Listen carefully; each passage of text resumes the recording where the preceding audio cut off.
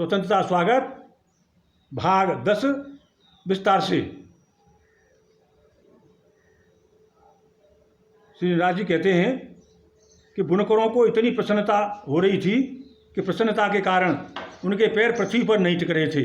वे आगे भविष्य में पुरस्कार में जो धन मिलेगा उसके उपयोग के लिए सोचते जा रहे थे। रास्ते में चलते चलते कभी तो ये कल्पना कर रहे थे कि पुरस्कार के पैसों से मकान बनाएंगे, कभी सोचते थे कि पेट भरकर भोजन किया करेंगे।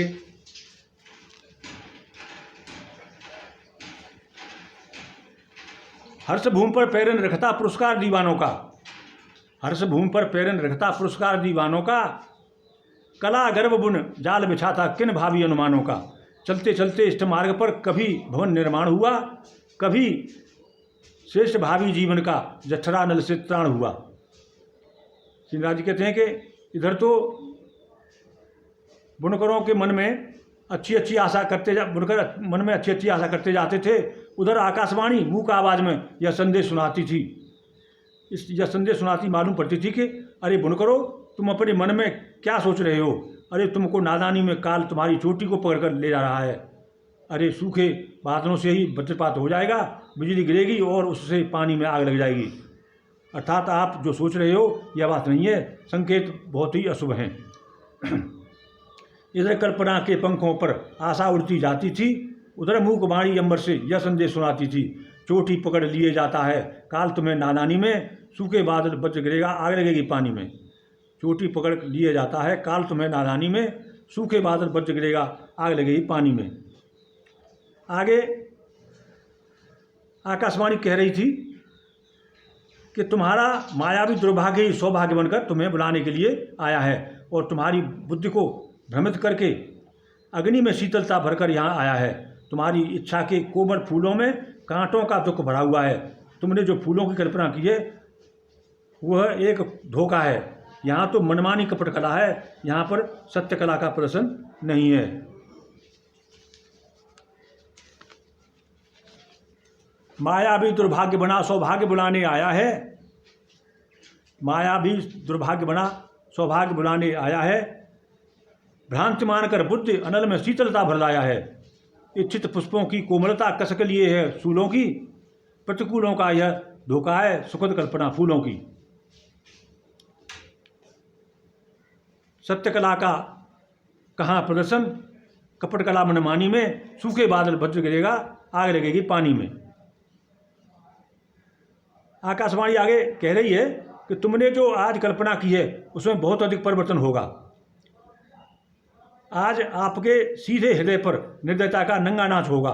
अरे यहाँ तो विष ही अमृत बांटने के लिए आएगा।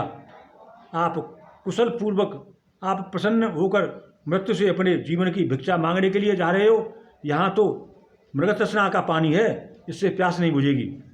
शुष्क स्वार्थ से भाव जगत में सहसा परिवर्तन होगा। सरल हृदय पर निर्दयता का आज नग्न नर्तन होगा। चला गरल अमृत बांटने किसने दी ऐसी शिक्षा, चला गरल अमृत बांटने किसने दी ऐसी शिक्षा। जाते हो स उमंग मृत्यु से लेने जीवन की भिक्षा।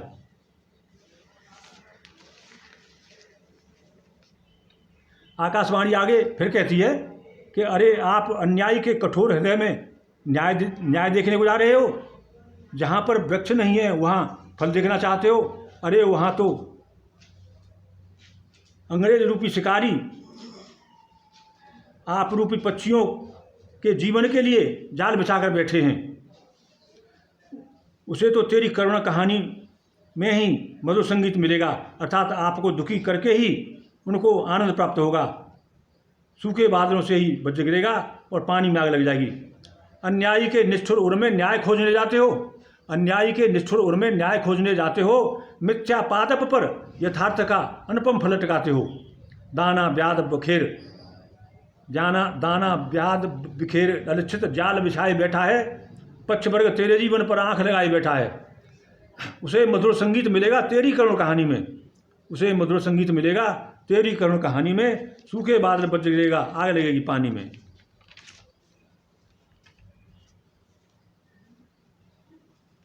अब ब्रिटिश शासन द्वारा प्रदर्शनी का आयोजन किया गया।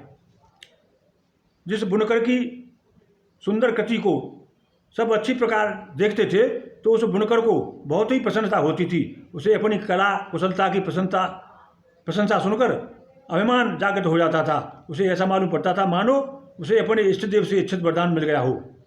जिस शिल्पी की उत्तम कृति पर आंखें गड़गड़ जाती थीं, उस उर की उल्लास लहरियां ऊंची चढ़ चढ़ जाती थीं। होता सजग प्रशंसा सुनकर कला कुशलता का अभिमान मानो इष्ट देव से पाया साधक ने इच्छित वरदान।